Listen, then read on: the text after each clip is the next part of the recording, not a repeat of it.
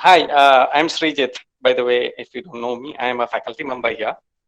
Uh, well, the topic is kind of intriguing, the painted pink. That's fantastic. I was so intrigued about the topic, so curious about the topic. I just can't wait to know what exactly lies beneath that. The closest I can see is about, paint it red. The painting the town red is a common phrase which we use. So my best guess is this is something about stereotyping, gender stereotyping. Since a person is born, we classify them as boys are blue and girls are pink, and this actually continues throughout the life and career.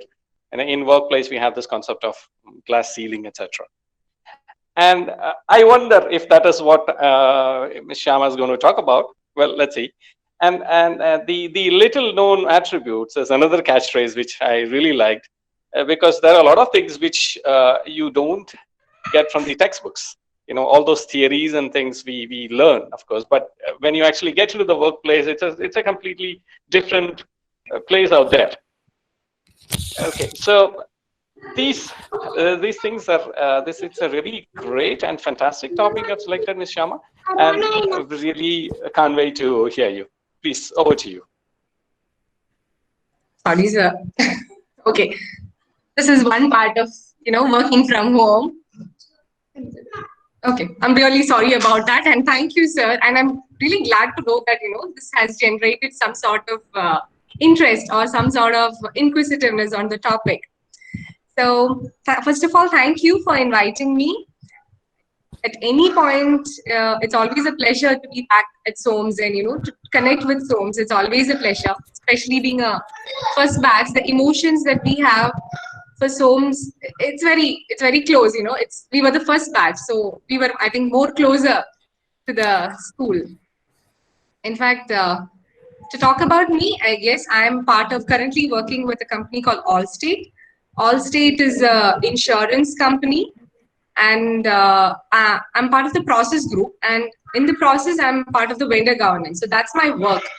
But today I'm not going to talk about my work, the process side, all those things, but I'm going to talk about, as paint it pink. So first let me open it by asking you. Srijit sir told me what he thinks about it. If someone else can just add on, what do you think I'm going to talk about?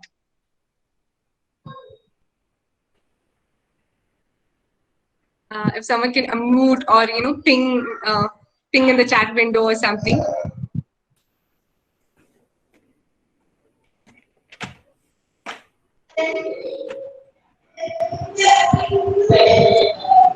Anybody? Yeah, hi ma'am, I'm Sanjay. I'm in my second year batch, second Hey, year MBA. Sanjay. Hi ma'am, I think again as sir mentioned, I think it's about gender stereotyping or women empowerment. I mean, by the way, painted pink itself, the word pink itself, many a times people confuse it like, oh my God, are people feeling offended by calling women pink? So even the title is pink. I don't know, even the title, people may feel it offended it or not. Because Yeah, you have to be careful. yeah, that's it. So I think it's again about stereotyping or something related to feminism. I mean, that's also a sensitive topic. I don't know what to say. So I think by the end we'll know more about what it is all about. Okay, so feminine skills, women empowerment, feminism, stereotyping, and all that. Okay, so let me tell you, this is not about stereotyping. This is not whether women make better leaders or what women should do in corporate or anything of that sort. Now let me ask you the next question. Okay, I want more answers here. What do you think? How do you call a strong leader? What do you think are the characters of a strong leader?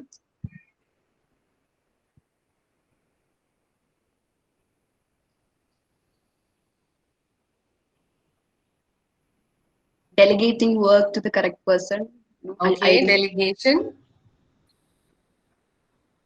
Responsible, yes. Good leader is a better servant. Who's a role model? Understanding the team. Inspire. Okay. Okay, very nice. Have a ear to listen to everyone.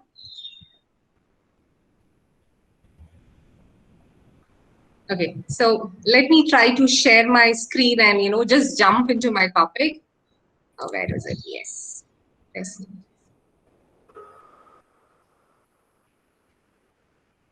Let me know if you can see the deck, okay?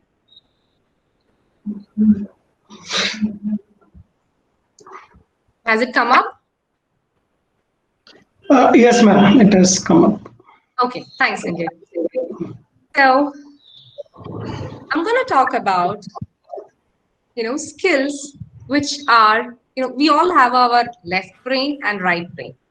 And there are certain skills we associated to certain side of your brain.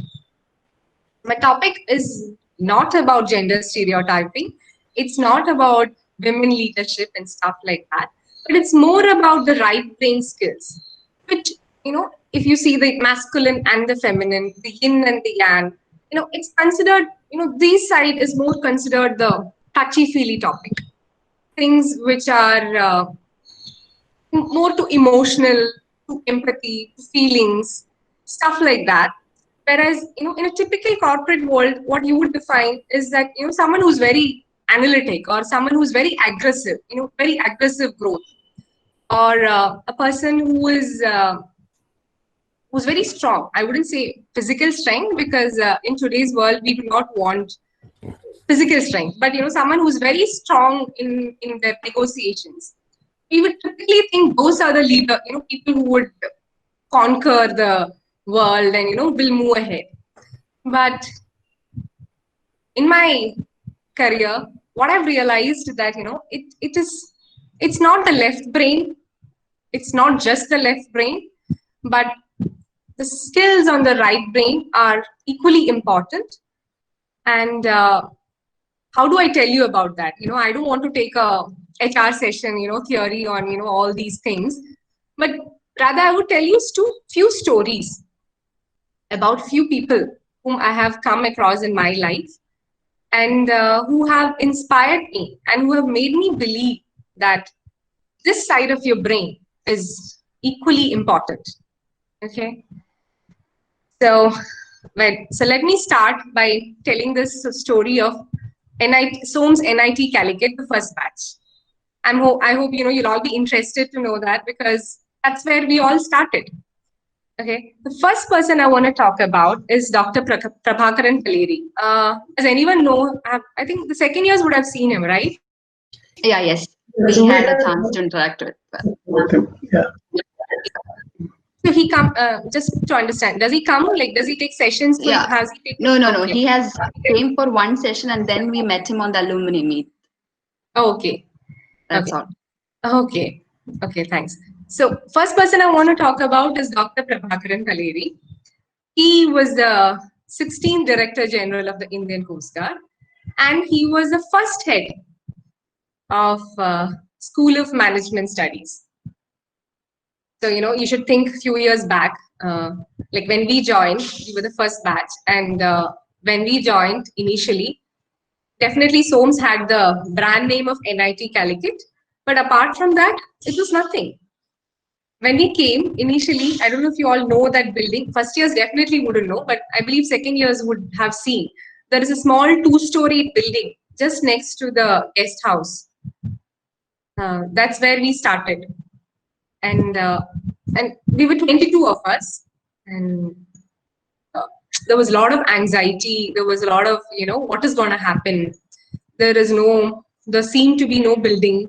There seemed to be no faculty. Like when we started, we just had Kaleri sir, Sunita ma'am, Shafi sir, and Rosi Chechi and Shiny Chechi, who were the office staff in that building. So that were our faculty. Whereas like we had Radharamanan sir, Sudarshanan sir, Sridharan sir, and all. If we have to meet them, we have to actually go to the main campus. So they were not there. Like so these are the people. Three faculty is what we could see on a daily basis. And so for me at least, when I joined and I realized that, oh God, this school is going to be run by a army veteran, someone who has been in war zones and, a Coast Guard Navy guy. I was like, oh God, 2 years gone. It's going to be very, at least I thought, it's going to be very strict, disciplined. Like, if I don't submit my assignment, I have to run 2 rounds around the ground or something like that sort. And thankfully and pleasantly, it was not so. So the first 2 years for SOAMS was filled with a lot of love. Lot of love, lot of care.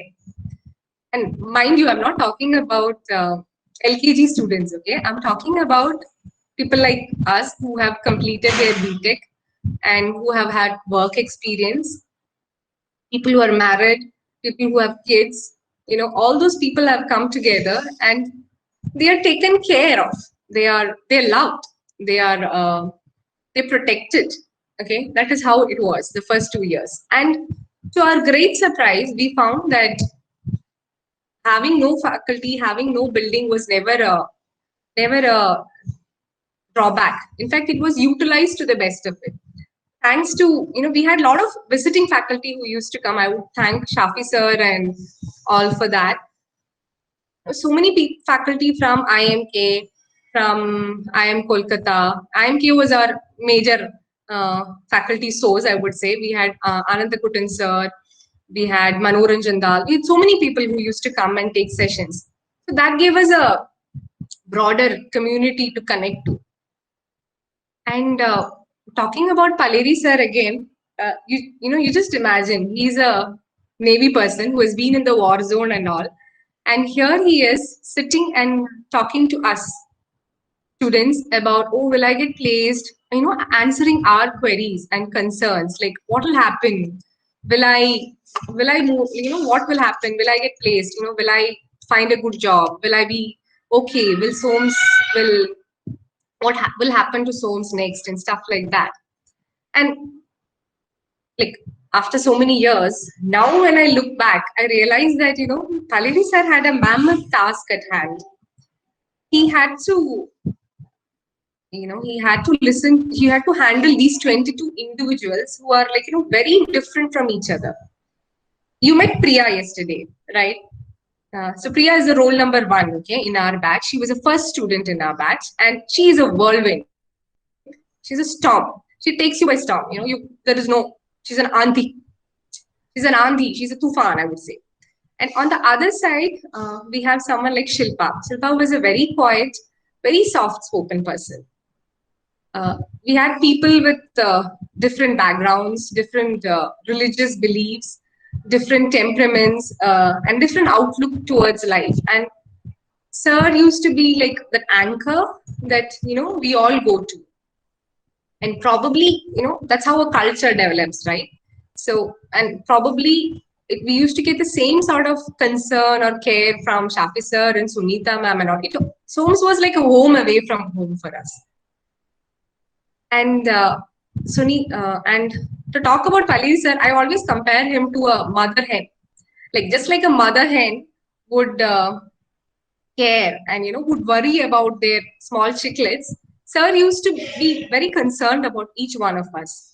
He would listen to everybody, and we would truly listen to everybody. And the response will be different. The response will be different from what I would want, or what Remel would want, or Priya would want. Like to each, he would cater to what they want. And that requires greater strength. That's a skill I would call empathy. To be empathetic requires a huge amount of not just strength, a lot of effort, a lot of commitment. And that's something which we learned from sir. If you see, this is the batch, this is our first batch, and this is actually taken, this picture was like when we went to the first outing at Wayanad. We all went to Wayanad. And the reason why I shared the pic here is like, to this date, that's like we have completed 9 years, we are almost nearing 10 years. There is a thanks to technology, and we are only 22, there is a WhatsApp group, and it's like very connected. And to this day, everyone is, there is a theory which Paleri sir used to say, one for all and all for one. So to this day, when something goes wrong with anyone, I see that there is a immediate response or an immediate urge between my friends to reach out. If you see today, Revati just said Remil will be a part of it. I don't know, Remil, if you're here. But, that is the level of connect we have. When someone is doing something, everyone is equally involved. There is a strong bonding which was formed between us only because of the leader who has inspired us and who has ingrained it in our brains. That, you need to take care. You need to take everyone along with you. And what has that done for Soames? So if today, after 10 years, if I'm coming and talking to you and you're saying that, it has grown, it has got this much, 63, such a huge strength of students. That shows that, from the very humble beginning of just 22, with a lot of uncertainties, a very strong foundation. Sir has allowed it to go. And today, you're all the proof of that. You're all here and we are talking. So that's the first skill I want to talk to you about, is empathy. Okay, now let me come to a bit of theory.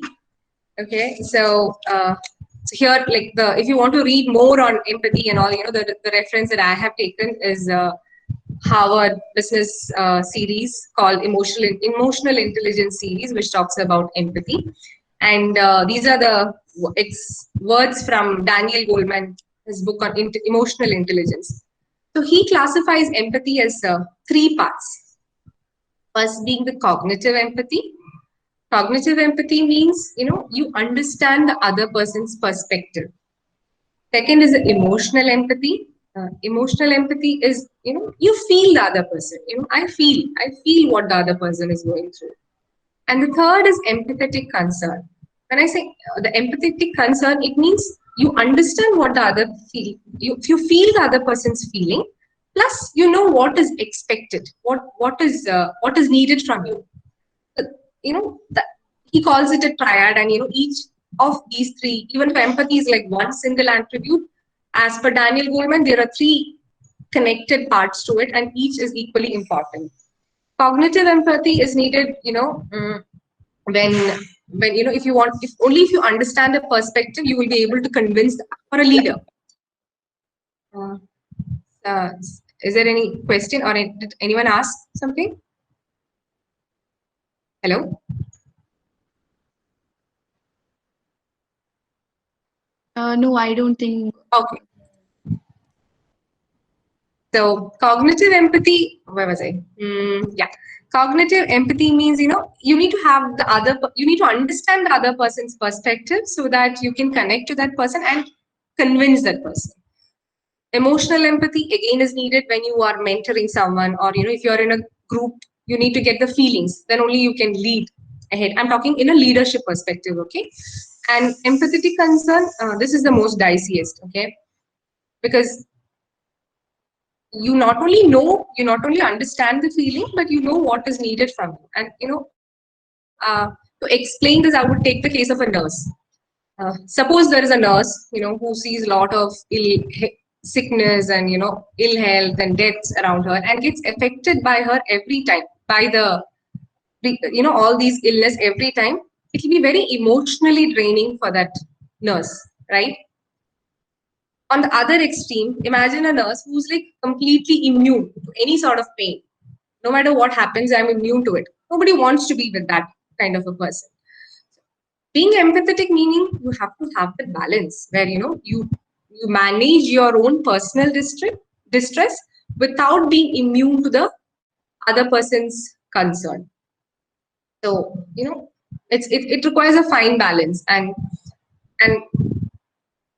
if in terms of strength, it requires double the amount of strength for a leader to be truly empathetic. That's the first point I want to touch upon. And the second, okay, as the story continues, I will talk about the next person in my life who has inspired me a lot. He is Shilen Sagunan. I think some of you know him, I believe. Because I saw some. Yeah, he came. He visited Soms about a year back or so Oh. for a talk, for a mixed talk. Oh, okay, that's interesting. So you have seen him. That's really nice. Okay. So currently he is the CEO of the SS Consulting in Kochi. That's his something which he started, and the chairman of MyZone Malabar Angels. And for me, he is the managing director of Arbitron. So after college, I did during college actually I did internship at this company called Arbitron, and then I joined that company after my MBA. And once I was stepping out of MBA, I thought, okay, all done, all the fun is gone. Now back to corporate world. You leave all your art, fun, everything back in the packet, and you move on to the corporate life where you just compete. You have to succeed. You have to succeed. You have to improve yourself and all that thing. But thankfully, I joined this company called Arbitron, and it was led by a very compassionate leader, Mr. Shilin Sagal. Arbitron was a radio rating company. When I say radio rating means you all be aware of TRP, TV ratings, right? So Arbitron was something which does a similar thing in the radio field. It's a US based company, and we had a Kochi office, which was a subsidiary of the US company. And it was a very small company with around 300 people. And if I were to compare Paleri sir as a mother hen, I would compare Shilin as Maveli. I don't know how many non-Keralites are here in the group. Like we Keralites, we celebrate Onam. Onam is like we are welcoming our old king Mahabali every year. And why do we welcome him? Because during his reign, it was all about peace and prosperity in the country. Similarly, during Shilin's reign, I would say Arbitron was a place where it was full of peace and prosperity and all good things. Okay, so Arbitron. Okay, if I talk more about Arbitron, if you see here, the picture that. Okay, I have some more pictures. Yeah, if you see here the background, it's a garden, and he's sitting in the garden in our office. So basically, the office had a balcony garden, and it was very colorful and bright. And if you see, this is the cafeteria. You can see all sorts of colors, right? A very vibrant place, very vibrant, very colorful, very open place. And here, if you see, this is Shilin himself being part of the Christmas celebration, and he's beating the drums. So that was how the company was. Many people talk about open culture. Like we often hear about open culture, but it's very, very difficult to practice. Typically, what happens in an organization, we see there is, no matter how much they say, I'm talking of, I know there are exceptions, but in a general scenario, I'm talking, there is a hierarchy. You don't just go to MD's office and say, hey, hi, how are you? But Arbitron is one company where I realized that, when you have to have an open culture, the respect that you need to another person is double. It's not because, the respect is not derived from the person's designation. The respect that you give to your MD or to your senior is because of that person. It's because of the skills or the values that the person brings into the organization. And it's not purely because, someone is an MD or someone is a director. So Arbitron was a place like that, where it was truly open. Anyone could just walk in and talk to anyone. Or you would even see the MD sitting in the cafeteria along with the employees chit-chatting and, talking about how to do fishing and all sorts of things.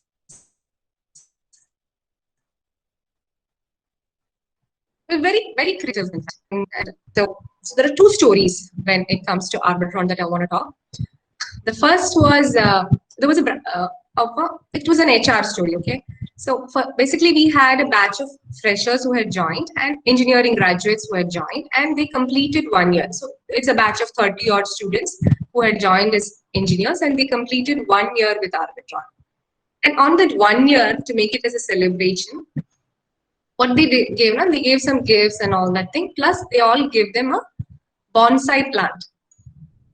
The intent, or it was the whole idea was conceived by an HR who was again a very fresh person who had just joined after her college, And she had come up with the idea because, bonsai, she wanted to think as growth, like just like a tree.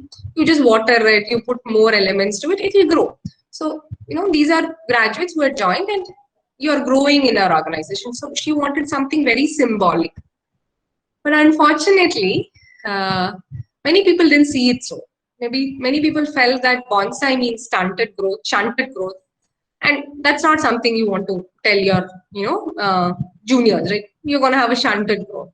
Or many people felt it's an ill omen. There's some superstition associated with bonsai, which I came to know only later. That people believe that it brings ill omen, and there were stories of somebody's bike being lost, somebody almost meeting with an accident, and all sorts of rumors and stories. I really don't know how much was true and so. But the fact remains that the company never questioned the young HR on why she did that. Why didn't she think through? They understood that, there was a decision made and there was an intent towards it, which was good. There was it was a noble intent. And they stood behind her. And when a company backs you up, even when you make a mistake, then the level of loyalty, the level of commitment you have towards that organization grows. And nothing can replace that sort of a commitment or that sort of loyalty. Like no money, no salary, nothing can replace that. So, and I'm sure that HR will always remain committed. More so, me as another employee who's not even affected, when I see that this is a level of trust the company has in us, it allows you to fail. And it stands by you when you need. There's a positive emotion. I don't know what to name it. There's a positive emotion that generates in everyone, not just the person who went through it, but everyone in the company. Second story I want to talk is more interesting or sad. So when I talk about Arbitron, you all will be thinking, wow, such a nice company, let's join there. But unfortunately, Arbitron doesn't exist anymore.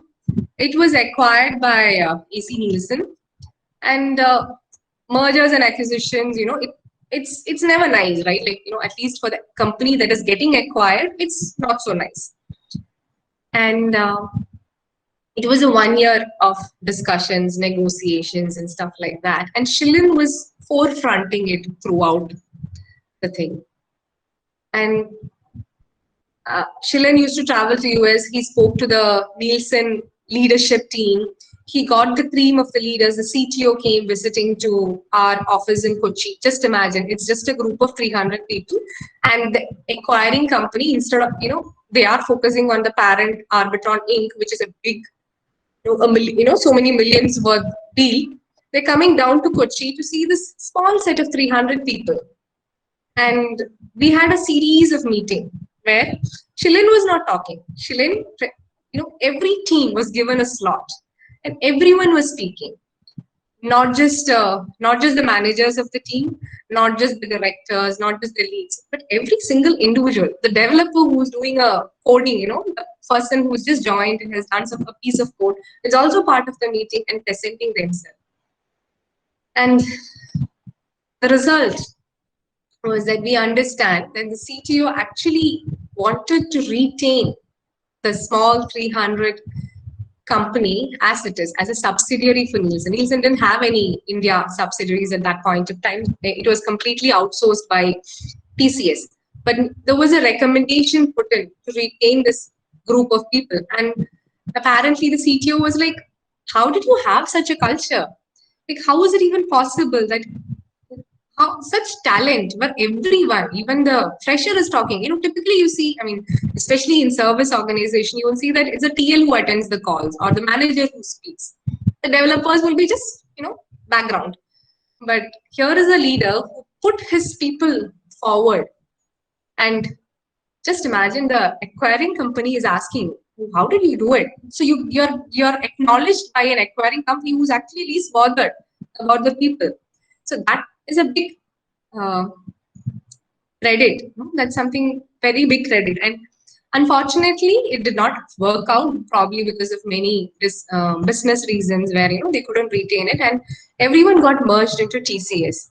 And even there, Shilin as a leader ensured that not a single person was left behind. Because, you know, when you typically do a merger acquisition, there'll be many roles that are redundant. People don't want those roles and stuff like that. But every single person who was in Arbitron was moved to TCS. They were found a role in TCS. They, including Beena Chechi, who was the cafeteria, the Chechi who was standing in the cafeteria. Even that Chechi got a opening in TCS.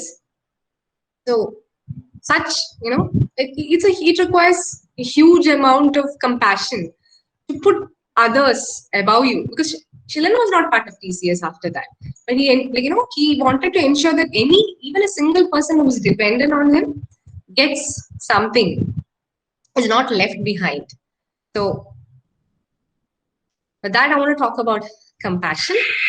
Compassion, basically the Latin word, if I see, it just means to suffer together with. But in a leadership position, it would be more like, you know, someone who behaves and acts with sincere concern for others and considers their well-being as priority. So, and the benefits of being a compassionate leader is definitely increases the trust and loyalty, as you know, and as this 1 year of merger and acquisition, very few people found jobs elsewhere and jumped. They all wanted to stay with Shilin to the last moment, fighting with him to see what happens. Improved performance. I told you the performance was so spectacular that even the acquiring company were asking, like, how do you get this kind of people? Like, even the developer knows what the product is. When the CTO was asking questions, even the junior most member is able to answer. That's because there is an environment of trust and compassion that their performance improves, and there is lower level of lower stress levels.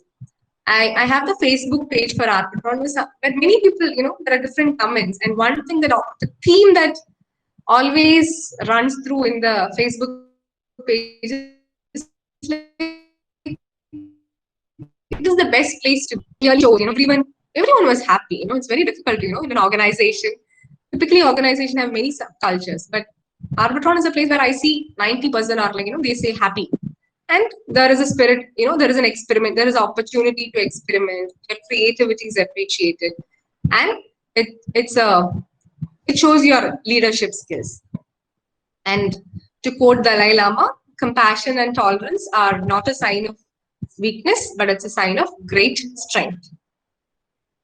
The last skill I want to talk about is humility.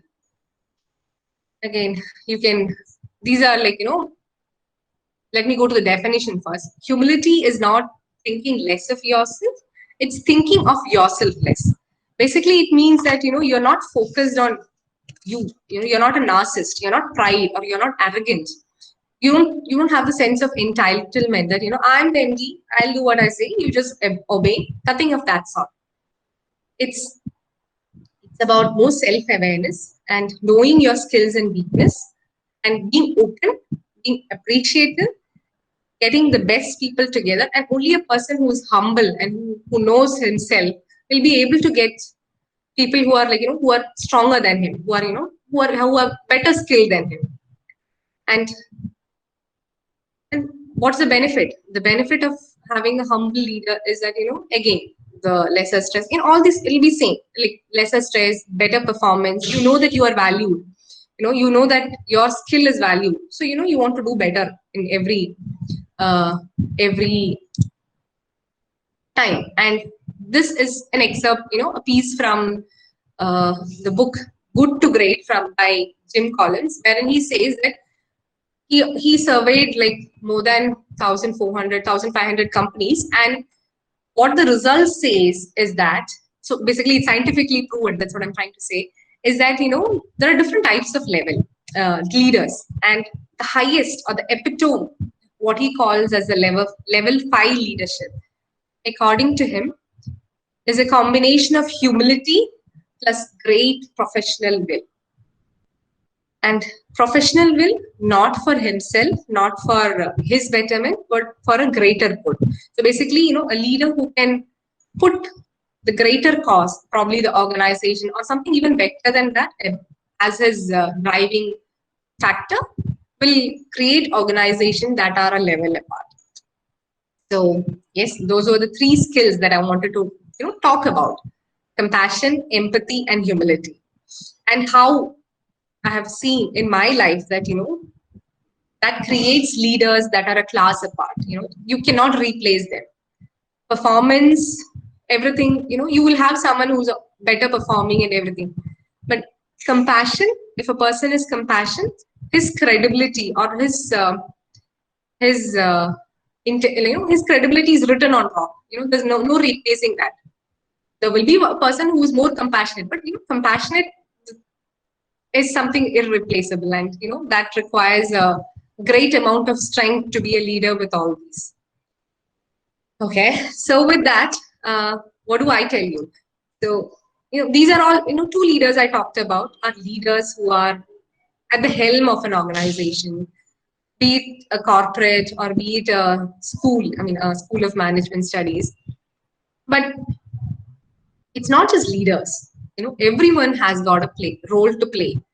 And if you look around yourself, you will see many such examples where it is compassion that has driven great results. Like if I see the example of Kerala, I can think of when the floods hit, there was Anbodu Kochi, which ensured people got relief materials, and they coordinated the whole thing so well. Or even the compassionate Kerala project is something on the similar lines. And to talk about the recent times, the current times of COVID, this is a time. So these skills becomes more important when things go bad. When things are all rosy and good and everything, a person can be high achieving, all that things, and take you forward. But when things go bad, or if the things go wrong, you need a person with humility, with compassion, who can make an impact. And they say when you smile, the whole world smiles with you.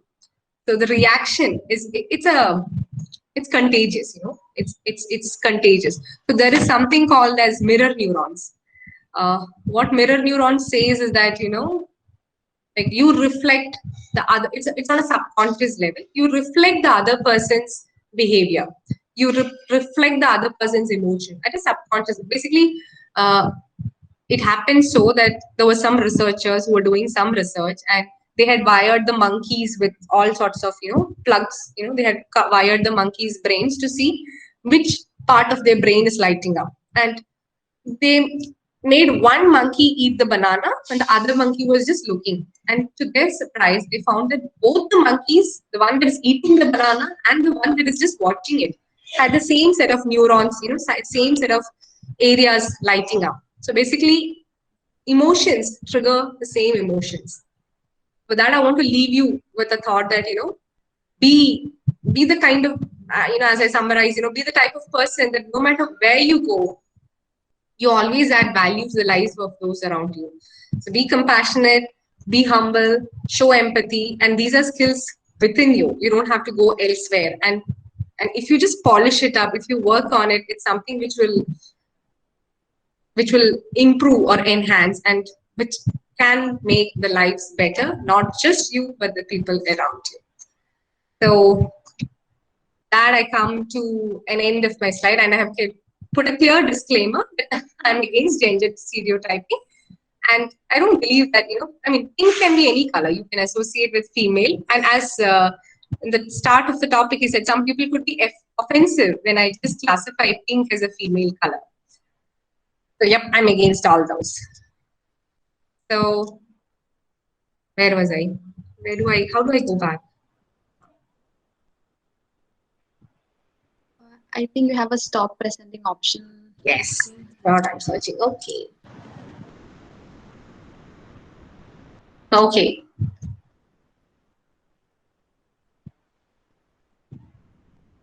So, moving on to the Q&A. Do you have any questions for me?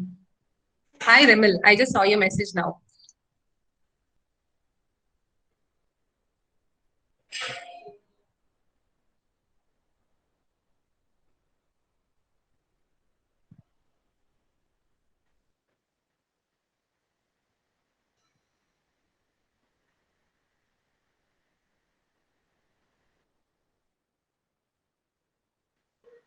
if someone want to ask a question, you can open your mic and speak if you don't want to type all that.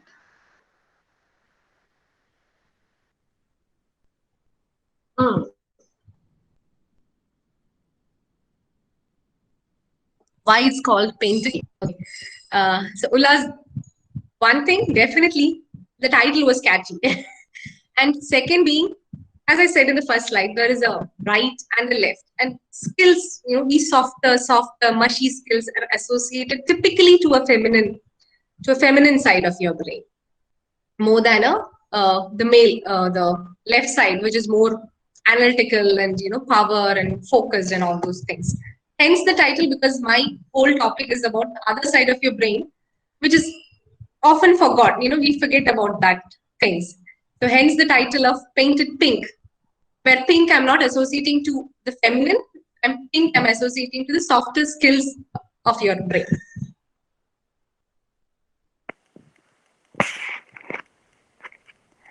Hi, Hi, Meghna. I'm Meghna. Hi, I have a question. Yeah. As you had mentioned, it's a hierarchy system in most of the corporates, right? Yeah. So, okay, this might sound a little personal. I hope it's fine. Yeah. So, what if you're not actually comfortable? I mean, you don't have a good rapport with one. You don't have a good rapport with one of your colleagues. So, how do you keep up the pace? Like, how do you maintain that healthy work environment if you're not, if you don't have a very good rapport with your colleague? Yeah, Meghna, it's nice because it's a very practical things. You definitely you're not gonna like everyone that you're gonna work with. You might have some people who are very Yeah. close to you. You have make a very good bonding, because in our offices we spend more than half of our time in offices. But there will be some people who are like doesn't gel on with you. Okay. So, Yeah. yeah. So I can't talk about theory and all, but what I can tell you about how I would handle it, or the way I have handled it. One thing I always try to see is like when someone is telling me something, and it could be your peer or it could be your boss, you might have not so nice bosses as well. So what I always try to see is like I try to see the intent. When if my manager is saying, "Oh, your work is shoddy," I don't see it like I said, yeah, there is a better way to say it, of course, but I see what is the intent. Is she trying to improve something? Is it going to be uh, what is it like? What is that making you tell that bad comment? Okay, and one thing I would always do is like open up and talk. And it's very hard sometimes. It's very hard when things, especially when things have gone wrong. I can take the example of me and my older manager, Swapna. If I send this link to her, she will laugh. But we had a very bad relationship in the starting. And one day we had a conversation. We just sat to, I told Swapna, I don't know what is wrong. Things are not going right and it's not working out. What is it? We had a lengthy conversation, and Swapna is like a taskmaster, okay? She will tell you brutal. She will tell you on your face. Attack. Okay, and from that extent, thankfully, it after the conversation, it opened up, and I've left that company. Everything. I still talk to her even before this meeting today. Yesterday I talked to her. I was like, "Swapna, I'm going to do something like this." She's like, "Oh, nice. Send me the link." Blah blah blah blah. So sometimes it might turn around for you. Sometimes it won't. It's not in our hands. But what is? You just focus on what is in your control. Can you see what is the intent? Can you try to talk and address it? Those are the things that we can do. That's all. Thank you. Thanks, I love. Hi, ma'am. I heard. Sorry, I missed the last comment. What you said. I really love your session. I mean, loved your session. Oh, thank you. Thanks a lot, Meghna. I was hoping that this 1 hour was a bit intimidating. I was hoping that I won't put you all to sleep on a nice festive day, and No, definitely do. Thanks, Meghna. Yeah, hi ma'am. Thanks for the deep insight. Call me Shyama, please. Yeah, hi Shama. Yeah, hi, Amjad. Yeah, thanks for the insight you have given. It was too valuable. And I have just one question because we can't find everything in an ideal condition, right? So if we are being so compassionate and open up for others, there's a chance for getting exploited, right? Uh, the people are gonna take their chances and they're gonna misuse the openness that we give them. Then how do you think you will handle such conditions or such situations? Okay. So I I'll talk about Arbitron, the company where I talked about, like Shilin and his company. It was a very free and open company. Like there was no restrictions, and it was up to each one of us how we respond to it. And as you rightly said, Amjad, there are people who misuse it. And just like to each his own. Like, and the way you respond is very different from what I would do or from what you would do. But the baseline or the base that I would want to talk or retain is that try to do it with positive emotion. When I say empathy, compassion, I don't mean that you always agree to someone. Being compassionate doesn't mean that always whatever the other person says, okay, you agree to it. You have your own thinking brain which decides what can be done and what can't be done. And when there is something which you can't do, be compassionate, or you address it in such a, because you're getting the other person's perspective, so you address it in such a way that, okay, this is what you want, but sorry, this is only what is possible for me. That's how I would do it. Thanks, Shilpa. Oh, how do you say no to someone in a good way? I'm very bad at it, Ullas. I'm really bad at it. I'm still learning how to say no. I'm someone who will half the time say yes, yes, and regret it. But it's a very important thing to say no, and like give the bigger. What I'm trying to practice. I'm nowhere perfect, nowhere near it. But what I'm trying to perfect is, like, I try to present the situation. I'll say, okay, Mr. A, these are the reasons why I won't be able to do it. Do you think I can do something else instead? Like, I've started doing that in my work. Like, when so many things are then given to me, I initially used to be like, okay, I'll do this, and I end up doing nothing. Because you can't do everything. It's not humanly possible. So now what I do is, like, I try to tell, okay, these are the things that I'm already handling. This takes this much of time. Do you think I can reprioritize these and focus on the thing that you're asking me to do now? So it's a no. It's like, I either do this or no, but it's an option. I'm still not good at saying bluntly no.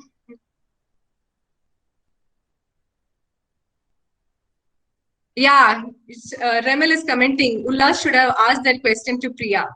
She's a task. I told you she's a whirlwind. She's very nice. You should have asked that to Priya.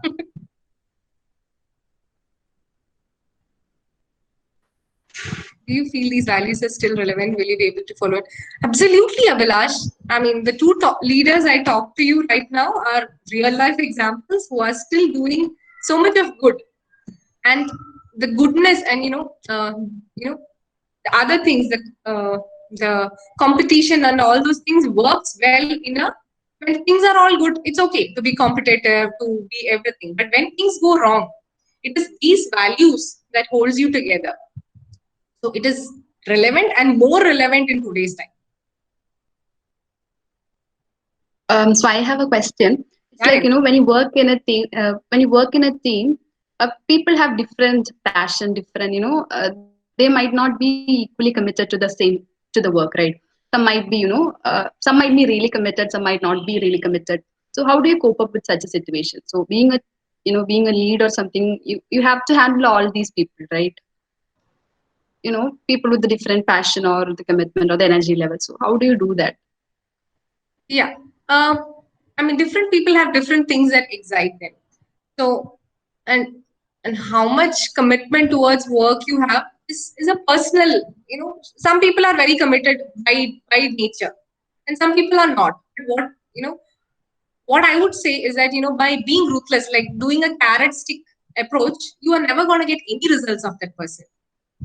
So if I have, say, 10% of commitment, I would only deliver my 10%. But if you give me a carrot stick, if you don't do this, I'll do something of a 5% and finish it off. But as a leader, what I would want to see is like, what am I better at? Like, I might not be good at doing this ABCD work, but I might be good at doing the XYZ kind of work. As you said, interest level differs, and it takes a lot of, empathy. You have to really put yourself into that other person's shoes, see what excites them, and only then can you make something out of it. I think I have been very fortunate to have different leaders, different people who have been able to bring out the best in me. Like, I'm someone whom, you need to let free so that, I can come up with the deliverable and give. And thankfully, I've had leaders who have shown me that, okay, it's nice to let you go free so that you come back and, come in something.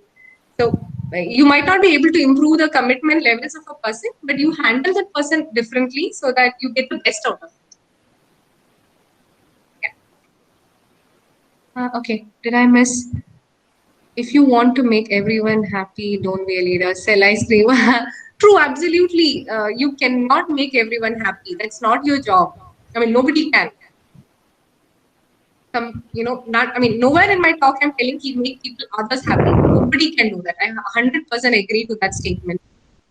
Okay, Ria, aren't very innate skills? Some are naturally compassionate, empathic, can be achieved. Yes, research shows that empathy, compassion, everything can be improved. There are a lot of in Google they have a program. What is it called? Silly. Search inside yourself. Where they teach you to be mindful, be more self-aware and stuff like that. So Google has implemented such a program, and they have a leadership institute which teaches these things. So yes, it is possible to develop these skills. Like, as human beings, it's very like we have it wired in ourselves to be empathetic. Like, if you see, sometimes when a baby cries, we all have the same sort of emotion. Like, we all, oh, what happened to the baby? So we have it wired in ourselves. It's just that some people have it to a very developed level, but some it will be lesser. But yes, this can be learned and improved upon. Man management skill inborn to an extent, or is it purely developed? From my experience, you're asking is human, like, when managing people. I hope that's the question. Like, can you managing people, right? Yes. Okay. So is again varying degree. We all have it in with us certain levels. Certain skills are higher, whereas certain skills will be lower. But these value, like, at the end of it, what people want from anyone is that they are cared for, they are treated with respect. Those are things which you can work upon.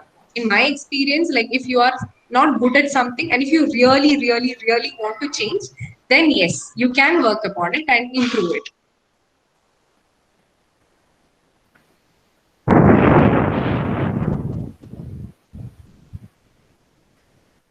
Hello.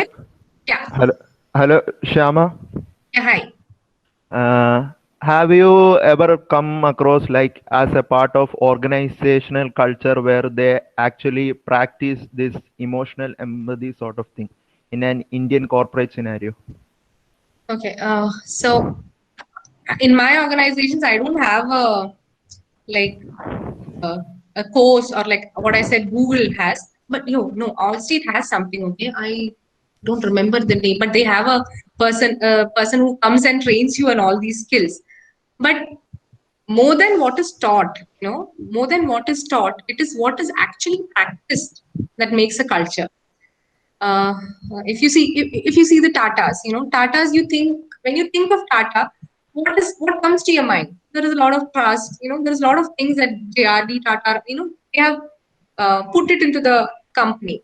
So I don't think they run a course which talks about empathy or what needs to be done and all those things. But organization cultures are formed such that it gets a part of it becomes what do I say, runs in your veins, sort of a thing. And when the companies grow bigger, you will see many subcultures, but that underlying thing always remains. Because the right example of Tata, when you hear Tata itself, you hear you have something that that's a culture, that's a culture of compassion. And I don't think they have a course, but it runs in their veins. I hope I was close to the answer. Yes.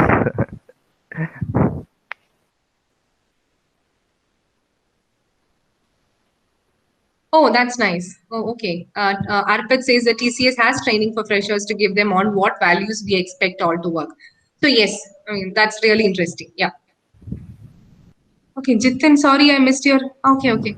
How patients play an important role in our work environment? Can you? Oh God, can you share any of your experience that have got out of patience where I have not been patient?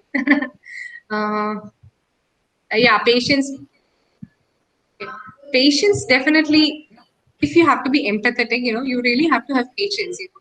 Uh, I talked about Paleri sir. He used to spend hours with us where he's listening to us. Have a lot of patience to listen to 22 people cribbing and pouring their hearts out, saying that sir, it is not working. Hostel mein pani nahi hai. All those things. I know it's a very minor thing, but it definitely requires patience. And where did the question go? Yeah. And what where you have gone out of patience several times. Uh, I you're Jitin or Rajiv?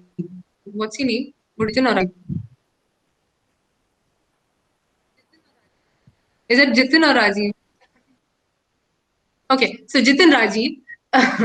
So, there are many cases where, I've lost my cool. Like, especially now when we have a team member and you have to get some results. Sometimes I'm like, oh God, why is it not working? Why can't she just deliver it? But every time it's a constantly, I have to remind myself that when I was in her position and when I was not able to deliver, would I have wanted my lead or my manager to shout at me or pause and think, saying that oh no, let's take a break, let's come back and see what can be done to fix the solution. Yeah, many times it has gone out of level, and I'm still practicing to keep myself calm and put myself in the other person's situation and handle it. Now it's getting confusing. Okay. To what extent we can work on our right brain just like left brain? uh, Extent and all I really do not know, but I know that it is possible to do it. As I told you already, there is you can Google it.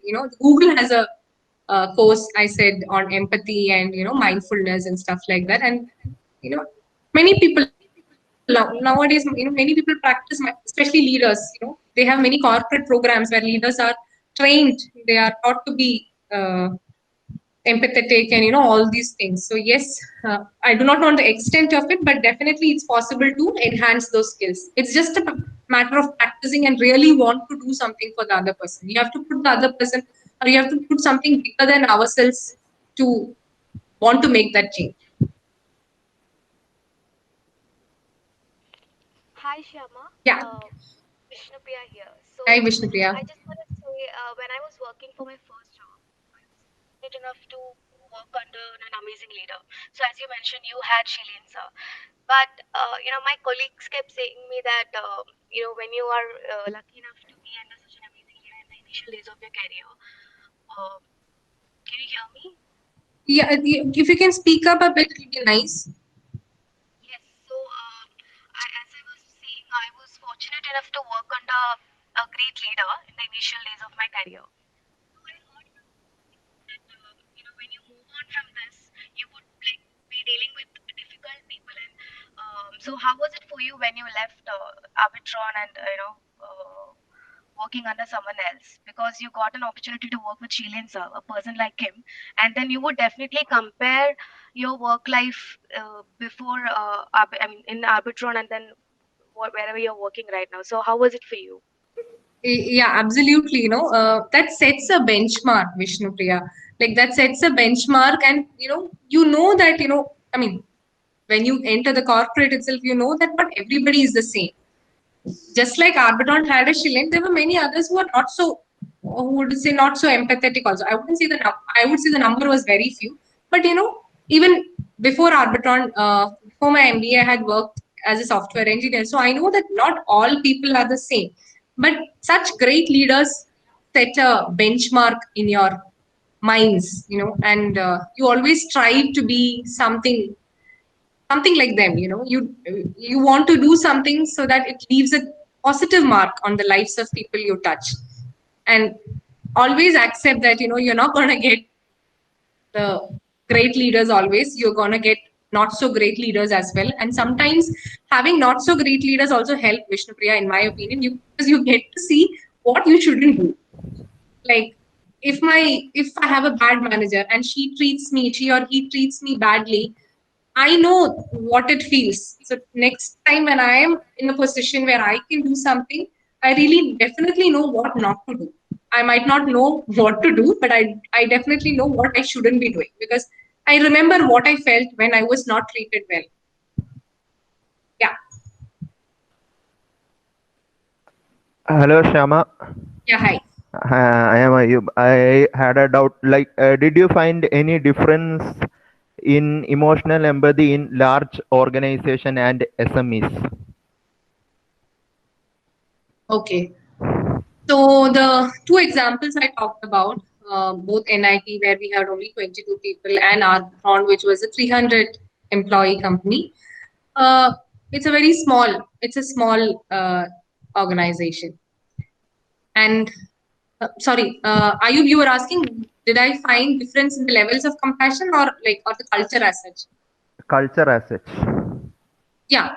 Okay. It's like typically it's the leader's thoughts that flows into an organization. And something like a TCS will have a freshers training and stuff like that. But at the same time, they will have many subcultures. Like Infosys, Narayan Murthy might have had a great idea. But when it comes to different organizations, there will be a lot of subcultures. So that's the difference you see. Even though there will be underlying thing which is instilled by the founder, but as it changes hands from the top level to the different levels, especially when the layers are more, it's not a direct transition, right? It's like it changes hands, and as it changes hands, it gets interpreted differently. I mean, you might see, I will take Infosys or Accenture, or any such company. You might say that some people say that, oh, it's great to work here.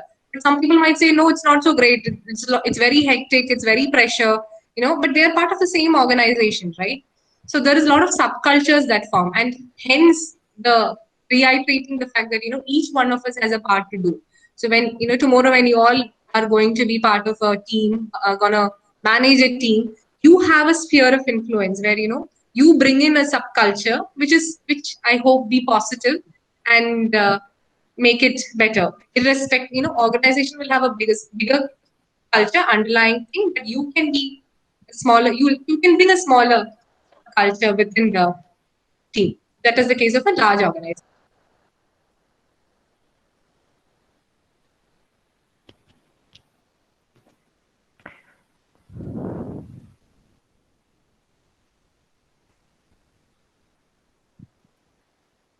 Hi, Shama. Yeah, hi. Hi, Reshma. Actually, I don't have any questions, but I just wanted to tell you that I really enjoyed your session. Actually, this is, as you taught, a very less spoken topic, and you dealt it very professionally. And I really enjoyed the Q&A session also. I mean, from my classmates, juniors, and all, and your answers too. Thank you. Thank you for the session, Shama. Thank you, Reshma. Thanks a lot.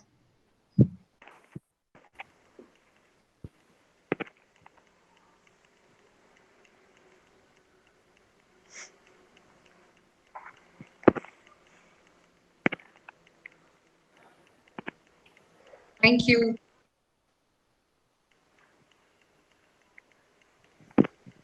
So, am I done?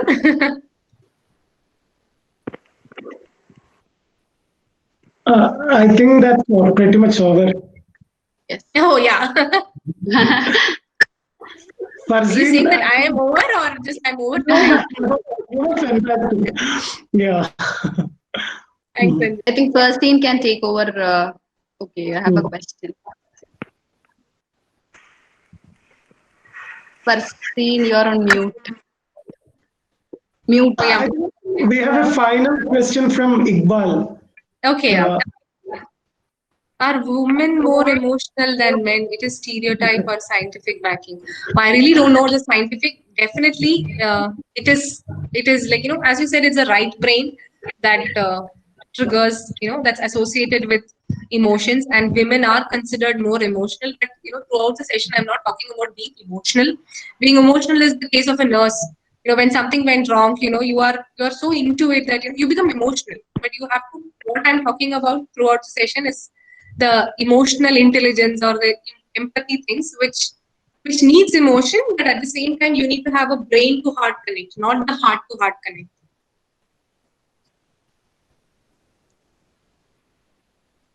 Ma'am, Yeah. can you hear me? Farzin, yeah, I can hear you, Okay. Farzin. Actually, I don't know if it's a relevant question, but see, if you're working in an organization and you have to deal with people like having two faces, they are smiling in front of you, and actually they are bad mouthing you with others, so speaking bad about you. How to deal with such people? When someone is bad mouthing you, Farzin, in my opinion, it is that person who's going down. So, like, if I have Mr. A who's always bad mouthing about anyone else, I would always stay clear of Mr. A, because if today A is bad mouthing about you, tomorrow he is bad mouthing about me. So it always, it's that person who's you know it's that person's thing. It's nothing related to you, and you need to be aware that, and by you also, when, like, I wouldn't take the risk of bad mouthing A, because then that puts me in the same bucket. So it doesn't help at all. Only thing what you can do is, like, or what I would do is, like, know that this person A is so and so. It's like that. Stay clear, deal it professionally, whatever you have work, but don't bring that. When you talk to Mr. A, don't already think, A is definitely gonna badmouth me. I'm not gonna do anything for her. No. But if it comes to work, please, maintain that professional thing. Whatever needs to be done and submitted on a professional thing, do it, submitted, handover, and there ends your handshake. Okay, thank you. Is there any more questions? I think we have a few questions in the type section Yeah. messages. So it's Ria's, right? All the examples you pointed out were men. Yes, Ria.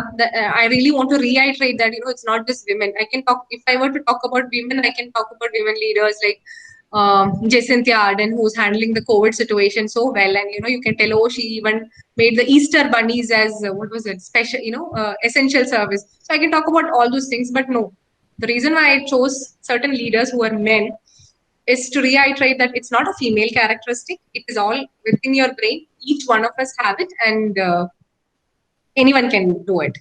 Do you think working with introverts is a bit difficult because they are not usually very talkative, and it may get difficult for them to convey their message? Have you experienced?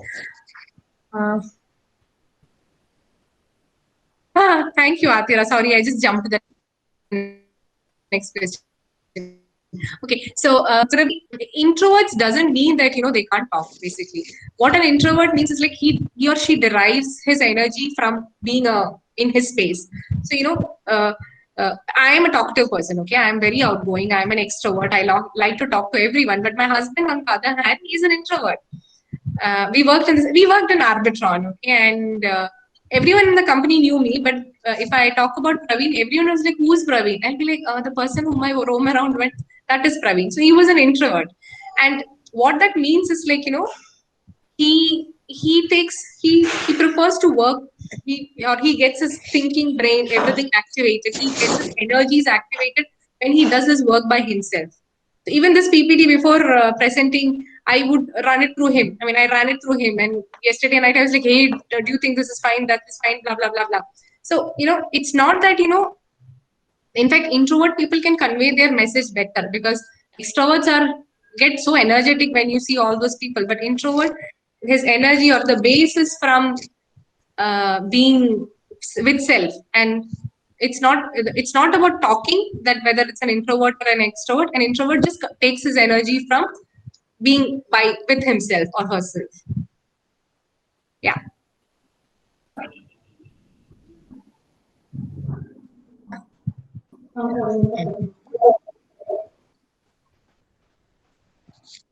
Okay.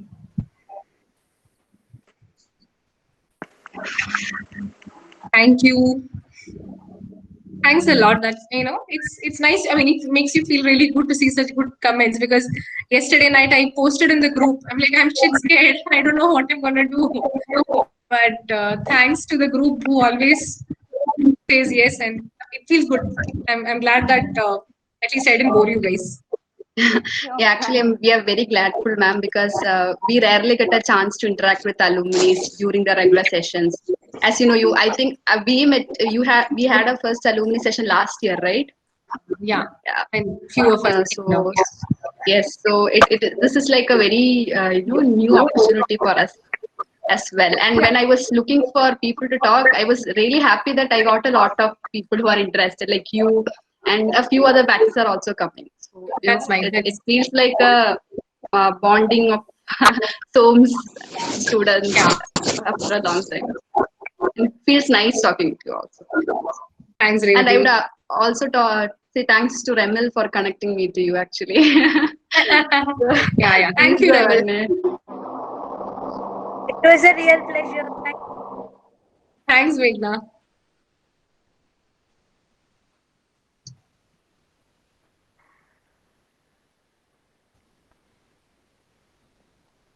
So can we wind up? Oh yes, I believe. So thank you, ma'am. Thank you so much for Thank such you a all. talk. It's actually entirely different from topic what we actually thought. So it was a very insightful session. Thank you, ma'am, so much for bringing up the session and giving us such a good knowledge on this very rarely spoken topic. And thank you all the faculties and the students who have supported us for conducting this section and making this very successful one. Thank you so much. Thank you, Farzeen, and I hope Srijit, I was able to do justice to the session, even though it was not about. I think it was not about what or you all perceived it. I hope I was able to do justice to the topic. I just have one concern here that you Yes, kind sir. of stepped into my arena, and I am now lost as in what should I teach them. You have taken the entire OB for them. No, OB doesn't talk about it. I think it talks about lots of theory, but yes, OB is a vast ocean. I know you have lots to swim around. So thank you very much, Sham. It was fantastic. Thank you, sir.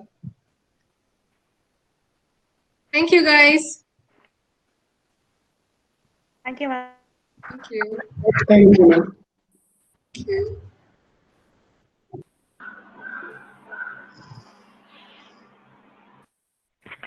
So bye bye. I'll disconnect. Yeah. Thanks, Revati. Yeah. Thank you. Bye. Thank you. Do stay connected. Okay. Bye bye. Yeah. Sure. Sure, ma'am.